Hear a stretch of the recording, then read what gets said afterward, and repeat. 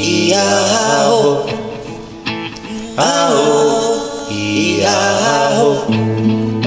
Bienvenidos a nuestro canal Aportes Afro-Costarricenses y Diaspóricos. En esta mañana tengo el agrado de tener en nuestro canal al colega de la Universidad Nacional, el señor Jorge, el académico, catedrático Jorge Ramírez Caro, quien nos va a conversar y presentar sobre su libro El racismo entra y sale de la escuela, que creo que es un tema muy importante para nuestra discusión, especialmente en nuestro país, que, ¿verdad?, es muy solapado el racismo. Pero antes de escuchar a mi colega, quiero decir algo muy cortito de él porque es un colega muy published, como decimos en inglés, tiene muchas publicaciones. Así que Jorge Ramírez Caro nació en San Jacinto, Bolívar, en Colombia. Right?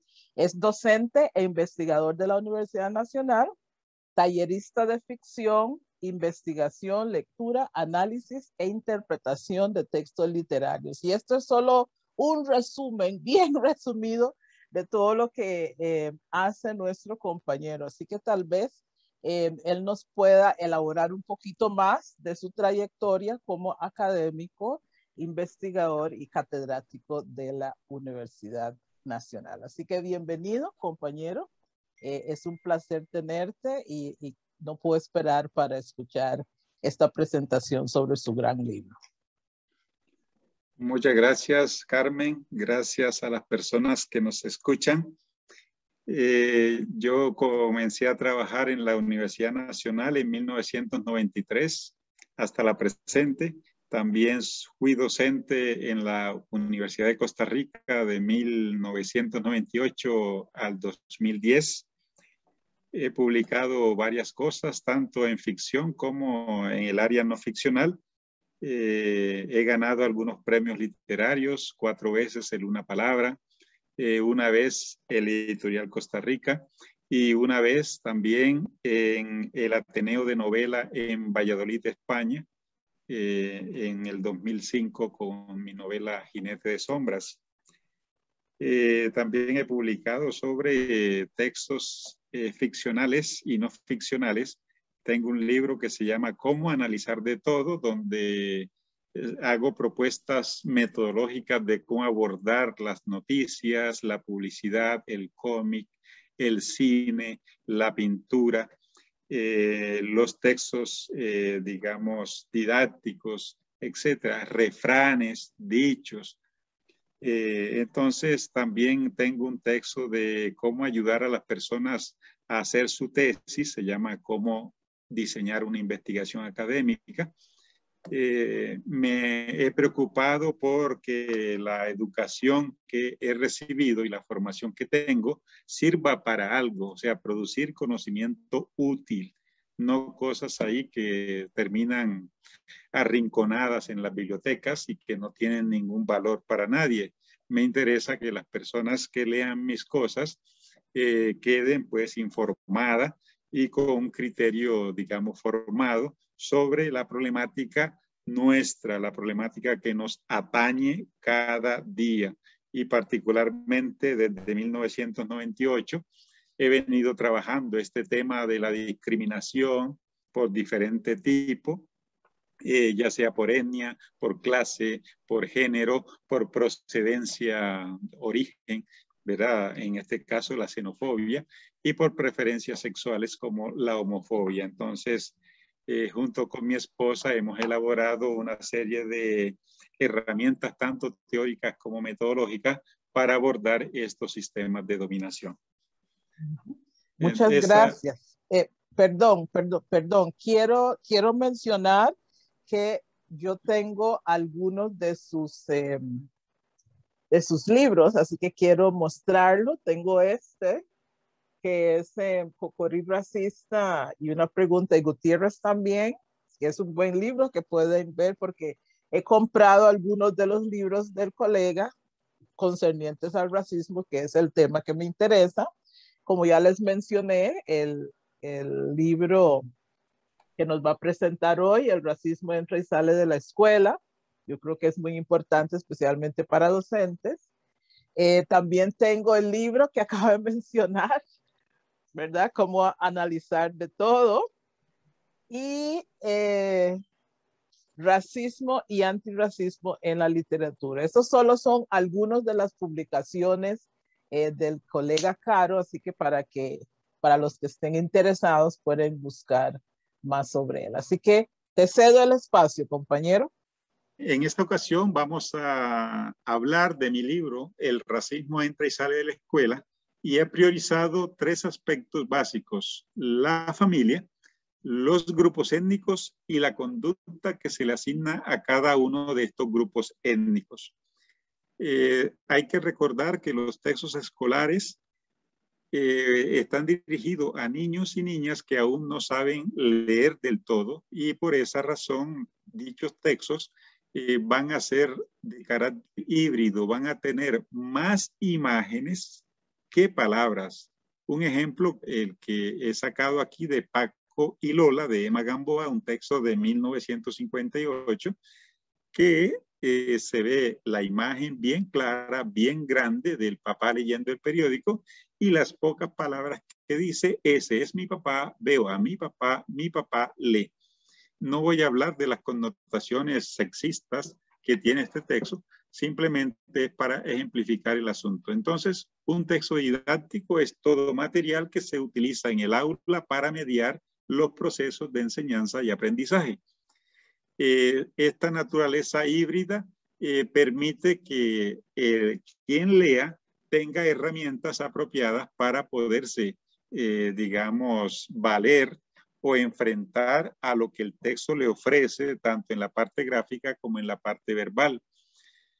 Dicho texto no solo materializará el currículo oficial o explícito, sino que también, como en esta imagen que vemos aquí, encontraremos un currículo implícito, oculto, en donde se va a trasegar todas las implicaciones sexistas, racistas, homófobas, xenófobas, etc.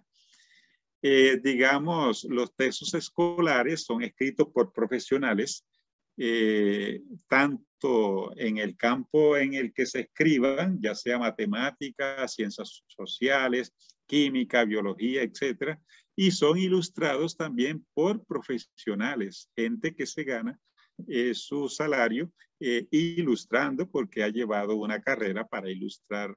Entonces, no está hecho por cualquiera, sino que en él han intervenido una serie de personas formadas para preparar el libro, pero a veces carentes de una posición bien clara, consciente sobre las implicaciones que sus palabras o sus imágenes tengan para el público lector. Por esa razón, digamos, hay que tener bien claro una metodología. Entonces, he dicho o digo acá que el texto didáctico es un texto que requiere de una metodología bimodal, o sea, que aborde tanto la parte gráfica como la parte verbal.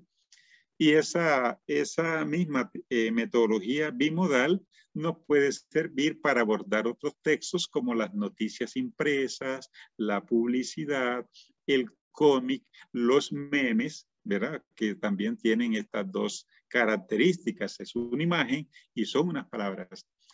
En ambas partes podemos hacer 2 tipos de lectura. Yo he tratado aquí en este esquema de plantearles algunos aspectos fundamentales de cómo acercarnos a un texto didáctico de una manera mucho más crítica o analítica, para que no pasemos o dejemos pasar por alto lo que en el fondo, lo que detrás de esa belleza de imágenes y de esas palabras tan bonitas se esconde. Entonces, digamos, los textos didácticos desde el punto de vista verbal organizan el mundo de una manera, es decir, tienen una sintaxis, tratan unos temas en específicos, es decir, hay una semántica, y eso que dicen y cómo lo dicen provoca un efecto en el lector, es decir, hay una pragmática. Ese efecto puede ser de agrado o desagrado, dependiendo de las imágenes que se pongan o de lo que se diga de esas imágenes o del acontecimiento que se trata. También, digamos, para abordar la parte verbal, uno puede hacerse las preguntas que cualquier persona se hace o que los periodistas se hacen para armar una noticia. Por ejemplo, ¿qué pasa? ¿Qué sucede en la gráfica o en lo que dice? Entonces, para establecer los temas.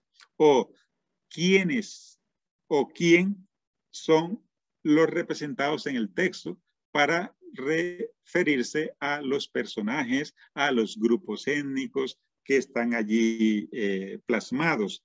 También se puede preguntar dónde sucede, ¿verdad?, los acontecimientos para enmarcar el espacio. También cuándo suceden los hechos para indicar el tiempo. También puede uno indagar el cómo, es decir, la manera en cómo son abordados, si es cómica, burlesca, seria, ¿verdad? Porque puede que hayan caricaturas o ilustraciones que muestren de manera cómica lo que está sucediendo en el texto. También uno puede indagar sobre las causas, ¿verdad? ¿Por qué sucedió o sucede eso? ¿Verdad? Entonces uno tiene que buscar el origen de las cosas. Para el caso, por ejemplo, de las imágenes, uno puede preguntarse quiénes son los personajes representados, ¿verdad? Porque puede que esté hablando de la diversidad étnico-cultural y solamente aparece un chino, un negro y un blanco. Y alguien ha quedado por fuera en la diversidad étnico-cultural costarricense, por ejemplo, como vamos a ver más adelante. También puede uno preguntarse qué oficio se les asigna, ¿verdad?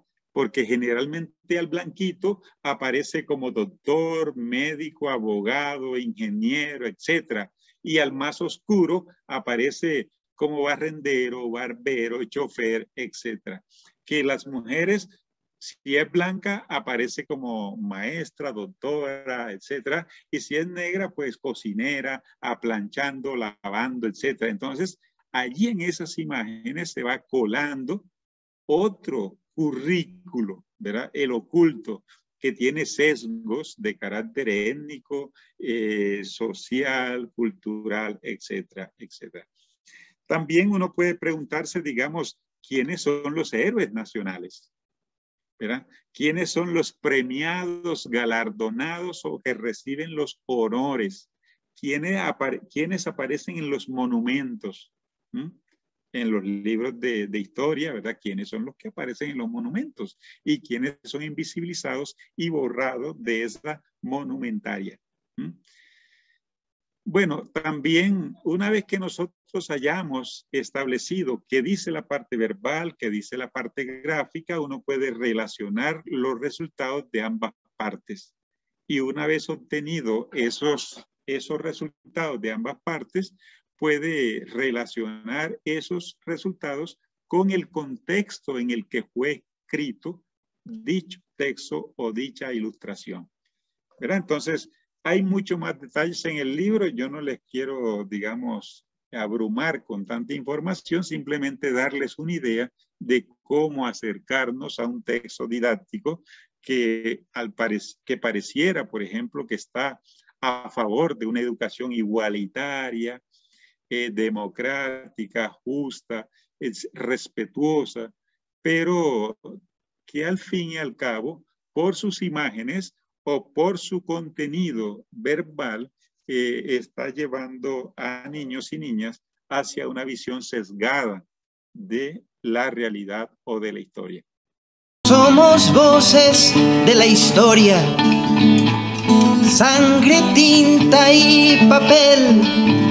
Somos voces de la historia, mis ancestros, su saber, mis ancestros, su saber, mis ancestros, su saber.